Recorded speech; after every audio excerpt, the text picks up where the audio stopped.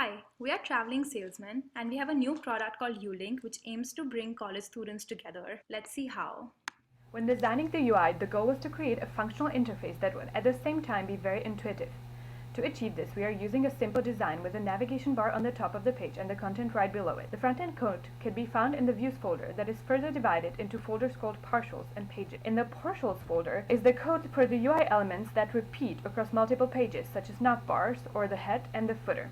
In the head EJS file, you can see that our front-end code is written in HTML and that we are using jQuery, Ajax, and Bootstrap to make the UI dynamic. In the Pages folder is the code for each of the application pages. Let's look at the dashboard EJS file. The elements from the partial folder are inserted into the dashboard page using EJS. We are also using EJS to dynamically display the content that we receive from the server. On the dashboard, this is the list of events. We use jQuery and Ajax to get the ID of an event when a user clicks the RSVP button and to dynamically update the text of the button. We also wanted the UI to be responsive so that it would display well on devices of all different sizes. ULynk is an application that is supposed to be used on the go. This is why we are using Bootstrap. For styling, we have a specific CSS folder within the public folder, and we are mainly using a minified Bootstrap theme for our default. For specific stylistic features that we've either overridden or added, all of that can be found in the customized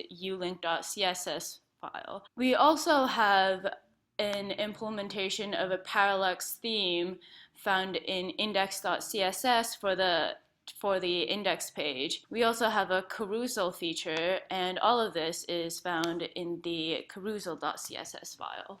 Database is fairly straightforward. We do have functions for all of our SQL queries, although it's a little harder to visualize.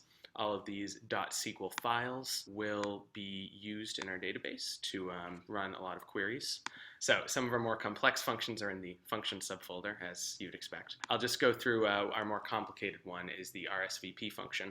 This is a little more complicated just because it has to alternate depending on whether or not you have already RSVP'd. Basically what it does is it checks to see if you're already exist in the database. If you're already RSVP'd, then it will delete you from that database. You will un-RSVP. But other than that, it's fairly straightforward. For user authentication, we wanted to provide 3 different forms of authentication. We have Facebook authentication, Google authentication, and local authentication. For Facebook authentication, we first had to create a Facebook developer app and create a client and ID for it. The similar process was used for Google authorization. Once we did this, all the code for this can be found in config folder, and we use a module called Passport. This is a Node.js Express module which allows Facebook, Google, and local authentication. Here, as you can see, we first serialize the user when we want their information, and then after performing the operations, we deserialize the user. Once we have the user information, we try to extract details like first name, gender, email, and profile picture from their profiles and pass it to the database.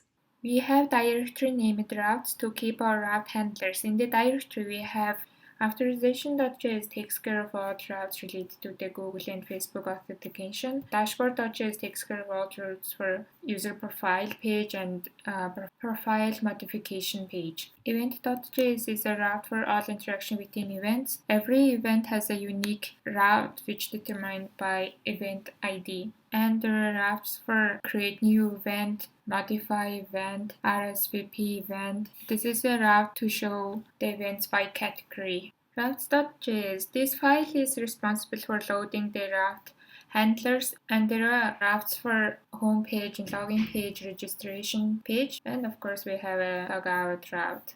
The final thing is we have a few library functions for miscellaneous things. The database library obviously takes care of sending all queries through the PostgreSQL database. The event library takes care of building events as well as categories with their names and IDs and descriptions, as well as creating events, sending them off to the database, and returning built events. And then the user library does pretty much the same exact thing, just with users, miscellaneous info, school names, building off of that, registration, sending those to the database, figuring out if an email is registered, among a lot of other things.